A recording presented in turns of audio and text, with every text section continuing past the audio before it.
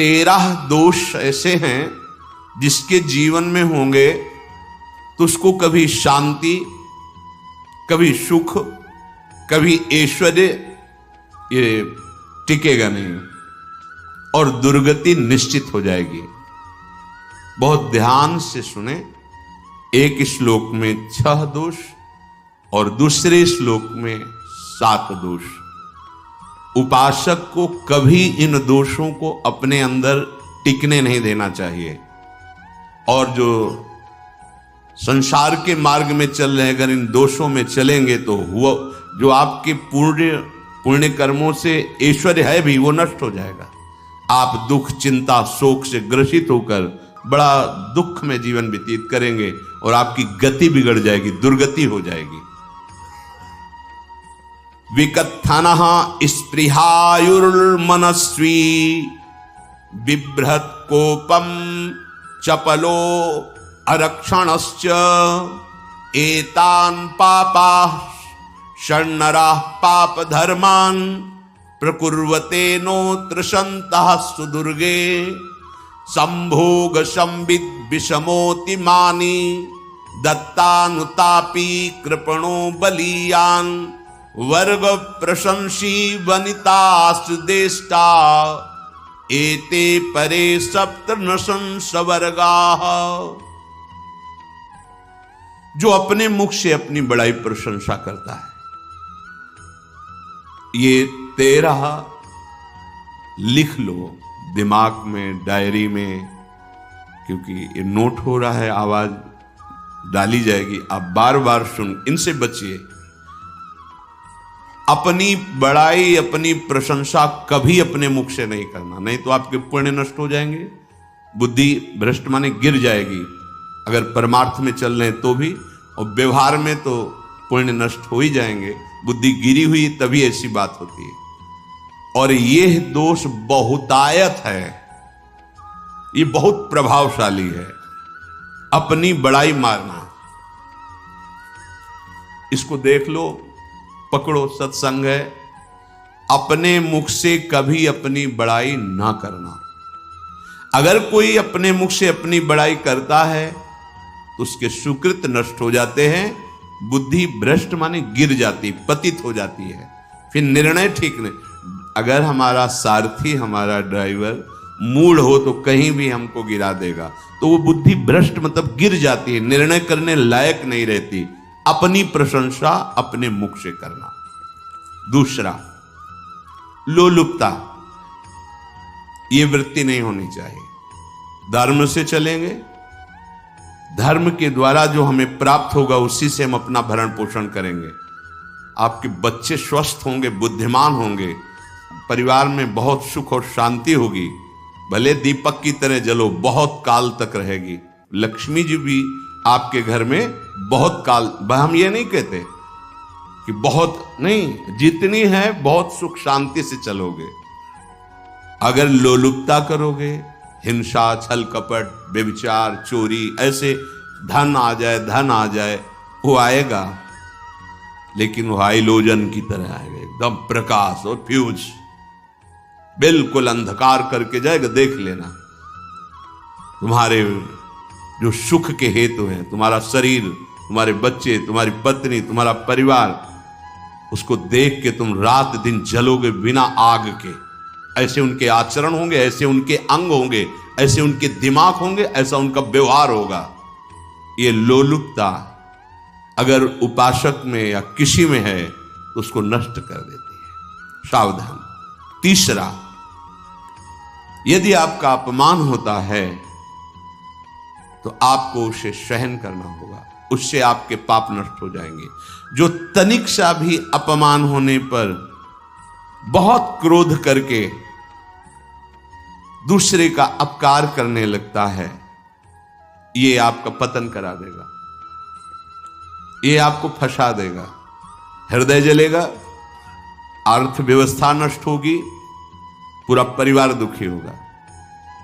जरा सा अपमान की संभावना में आप किसी से भी भिड़ गए, किसी से भी, वो ये प्रवृत्ति आपका पतन कर देगी। उपासक में तो अपमान सहना अमृत है, नीचापमानम सुधा, पर व्यवहार में भी ज्यादा उत्तेजित मत होइएगा। ये तो कुछ मिनट की बात है, अगर आपने उसे मारा पीटा, रिपोर्ट हुई कानून की, ओ फंसते चले जाओगे, अर्थ जाएगा, समय जाएगा, चिंतन जाएगा, बहुत तरह से हानि हो जाएगी। अगर आप सह गए तो आपका सहना उसके लिए आग बन जाएगा। उमा क्षमा साप होते भारी, तुम्हें दंड देने की जरूरत नहीं, उसका एक कर्म ही उसे दंड दे देगा। आप शांत हो जाइए, आप सत्संगी हैं, आप शांत रहिए। चौथा, निरंतर क्रोध और उसका चिंतन। बैठे बैठे बस द्वेषियों का चिंतन ही हो रहा है, अंदर क्रोध का चिंतन और द्वेषियों का चिंतन ही हो रहा है। द्वेष भरी बातें, द्वेष भरे क्रियाएं, उन्हीं का चिंतन करके जलते रहना क्रोध से। उपासक को तो क्रोध करना ही नहीं चाहिए, बहुत शांत। ठीक है, अभ्यास में कभी क्रोध हो सकता है, उसको फिर समन करो, अंदर से प्रायश्चित, जैसा कि अब गलती हुई, आगे नहीं करेंगे। और व्यवहार में भी क्रोध को आप पीना सीखें। अगर बार बार आपका क्रोध प्रकट होता ही रहेगा, आपका स्वभाव बिगड़ जाएगा, आपके पुण्य नष्ट हो जाएंगे और आपका जीवन नष्ट हो जाएगा। देने वाला उतना दे देगा, आपको आनंदित रहो। पैसा खर्चा सब पूरे जीवन का विध्वंस मचा दिया क्रोध ने। कहीं भी आप देखो, किसी से क्रोध करके देखो, फिर देखो तुम्हारा भजन चल रहा है, तुम्हारी वो आनंद वृत्ति है नहीं, जलोगे और वो जलन और गुस्सा दिलाएगी और वो बैठे बैठे जलो नहीं। ये क्रोध जो है, ये चाहे व्यवहार में हो चाहे परमार्थ में, दोनों की हानि करने वाला है। और आश्रित जनों की रक्षा ना करना। अगर कोई भाग कर आपके पास आ गया है, कोई पशु पक्षी या कोई मनुष्य, आपको चाहिए कि अब चाहे हमारे पहले प्राण जाएं, उसकी रक्षा करेंगे।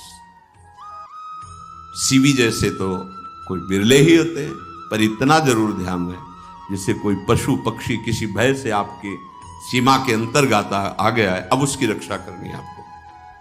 अगर आप स्वयं मार देते हैं या मरवा देते हैं, या आपके सुकृत नष्ट कर देगा, या आपकी दुर्गति का कारण बन जाएगा। और जो पाप कर्म उत्साहित होकर करते हैं, उपासक को तो बहुत सावधान रहना चाहिए, पर व्यवहार में भी जो नहीं करना चाहिए, अगर वो पाप कर्म आपके द्वारा मन में प्रेरित हो रहे हैं, संकल्प बन रहा है, क्रियाएं हो रही, दुर्गति पक्की, पुण्य नष्ट हो जाएंगे, दुख अशांति बढ़ती चली जाएगी, कभी शांति नहीं प्राप्त कर पाएंगे। ऐसा नहीं कि जो मन में आवे सो करें। पापाचरण निडर और उत्साहित होकर करना, अगर ऐसे लक्षण हैं, निश्चित दुर्गति होती है। ये 6, अपनी बहुत बड़ाई करने वाला अपने मुख से, लोलुपता, तनिक से अपमान में सहन ना करने वाला, निरंतर क्रोधी और आश्रित जनों की रक्षा न करने वाला, और निडर हर्षित होकर पाप कर्म करने वाला।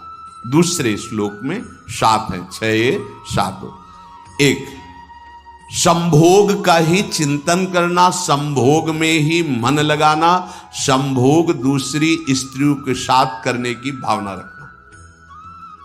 संभोग पहला है, संभोग। रात दिन बैठे बैठे बस यही चिंतन करना, गंदी बातों का, गंदी बातें देखना, गंदी बातें सुनना, गंदी बातों का चिंतन करना। फिर अन्य माताओं बहनों के प्रति काम दृष्टि से देखना, कोई आ जा रही है दृष्टि से, काम भाव से देखना, भोग बुद्धि से देखना, निश्चित पुण्यनाश दुर्गति। बड़े बड़े उदाहरण इतिहास में हैं, जिन्होंने ऐसा दृश्य नेत्रों से देखने की चेष्टा की, मन में संकल्प किया भोगने का, नष्ट हो गए, चाहे वो कितने बड़े प्रतापी हो। ये दुर्योधन कोई साधारण थोड़ी है, भगवान व्यासदेव जी के द्वारा ही तो लो, भगवान व्यासदेव जी ही इसकी उत्पत्ति का कारण है। आप देखो, इतने महान पुलस्त जी ही उत्पत्ति का कारण है रावण की। बस ये ऐसे दोष हैं जिनके कारण जीव नष्ट हो जाता है। ठीक है, धर्मयुक्त काम भगवान ने आदेश किया है, आपका पाणिक ग्रहण संस्कार हो गया है, संतानोत्पत्ति की भावना से कुछ पवित्र तिथियों का त्याग करते हुए चर्चा में हुई है। एक नियम है, एक आदेश है शास्त्र का। आप बहुत काम प्रवृत्ति वाले हैं तो प्रत्येक मास में जब माताएं बहनें पवित्र हो जाती मासिक धर्म से, तो जिनका पाणी ग्रहण आपने किया, जो पत्नी स्वरूप है, वो ठीक है। वहां भी बार बार के लिए व्यभिचार प्रवृत्ति के लिए शास्त्र आदेश नहीं करता, संयम पूर्वक, और उसका चिंतन नहीं करना। पाणी ग्रहण संस्कार है, घर में विराजमान है, एक संयम एक नियम के अनुसार उसका चिंतन तो फिर भ्रष्ट कर देगा। चिंतन प्रभु का करना है, चिंतन प्रभु की सेवा जो आपके कर्तव्य, इसके चिंतन से बचो। घातक है, बहुत बड़ा जहर है। अगर विषय चिंतन होने लगा तो मरोगे, जिंदा जलोगे, दुर्गति भी होगी। ये अंदर की जो आग है ना, कामाग्नि, ये इतनी बढ़ती चली जाएगी, तुम्हारे होश खराब हो जाएंगे कि मुझे क्या करना चाहिए क्या नहीं करना चाहिए। कोवा मदांधो मदनातुरोवा, अंधा हो जाएगा, नहीं दिखाई देगा अनुजा तनुजा क्या है कौन है, कुछ नहीं, भ्रष्ट बुद्धि। संभोग का चिंतन नहीं। धर्मयुक्त काम आदेश है शास्त्र में। यदि आप प्रवृत्ति मार्ग में हैं तो अपनी पत्नी को जो पाणी ग्रहण स्वीकार किया है, वहां भी पवित्र तिथियों का त्याग करते हुए, एकादशी है, रामनवमी है, नवदुर्गा है, जन्माष्टमी है, राधाष्टमी, जो पवित्र तिथियों का त्याग करते हुए, और ऐसे जो मर्यादाएं हैं उसके अनुसार, और कहीं पराई स्त्री के साथ संभोग की बात निश्चित दुर्गति पक्की है। ऐसे ही माताओं के लिए है, स्त्री शरीर के लिए है। यदि वो ऐसी गलत चेष्टा, तो पतिवंचक परपति रति करही, रौरव नरक कल्पसत परही। ये भोग चिंतन से बचने की चेष्टा कीजिए तो क्रिया से अपने आप बच जाएंगे। क्रिया के पहले चिंतन होता है, चिंतन से ही क्रिया का आवेश आता है। चिंतन संभालिए, इसी से भगवत प्राप्ति होती है, चिंतन से, और इसी से दुर्गति भी होती है। अनन्यश्चिन्तयन्तु माम, भगवान चिंतन कह रहे मेरा करो, कर्तव्य कर्म मेरे को समर्पित करो। अब जब चिंतन संभोग का होगा तो बुद्धि भ्रष्ट हो जाएगी। ये जो राक्षसी प्रवृत्तियां सुनने को मिलती है ना, कि ऐसा हुआ, वो देखा सुना और चिंतन किए, और इतनी राक्षसी वृत्ति आ गई कि बस अब उनमें और राक्षसों में कोई अंतर नहीं रह गया। दूसरा, विषमता रखने वाला,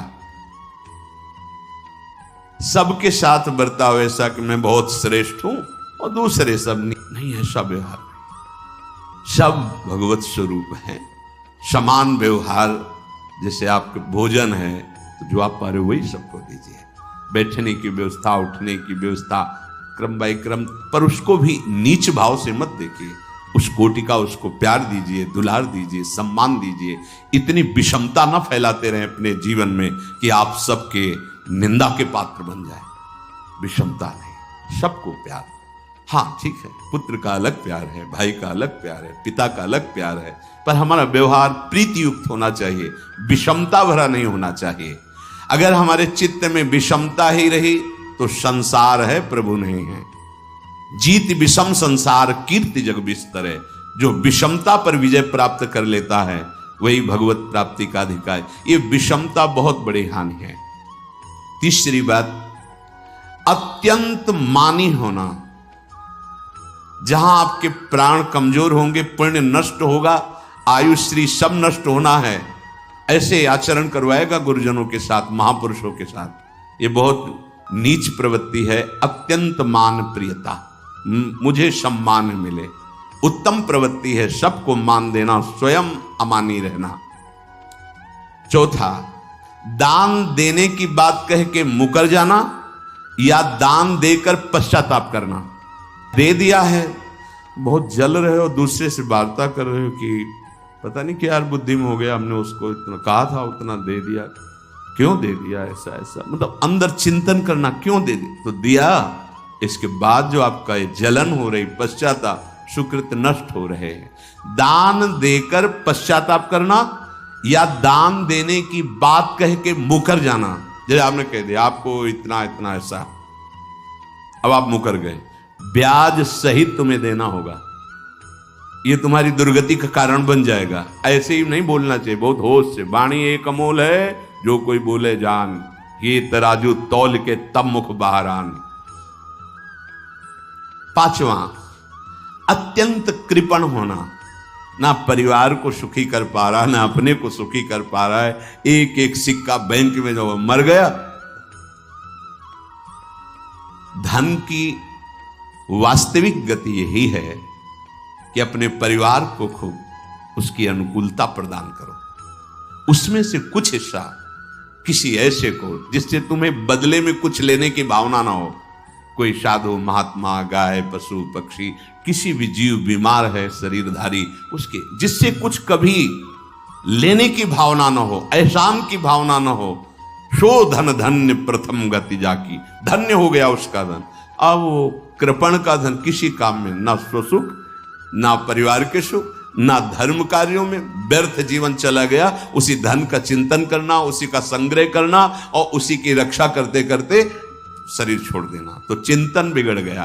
तो कह रहे हैं जो कृपणता है और अर्थ और काम की प्रशंसा, उसी की चर्चा, उसी का चिंतन, रुपया और भोग, उसी की चर्चा कर, जहां बैठे रुपया की चर्चा, भोग की चर्चा, जहां एकांत में बैठे उसी का चिंतन, कैसे रुपया बढ़े, कैसे भोग मिले।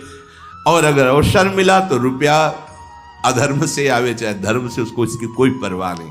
भोग चाहे धर्म से हो चाहे अधर्म से, जिसका अर्थ और काम भोग ही चिंतन है वो धर्म, जिसका धर्म चिंतन का विषय है तो अर्थ और काम भी ऐसा होगा जो मोक्ष प्रदान करने वाला हो।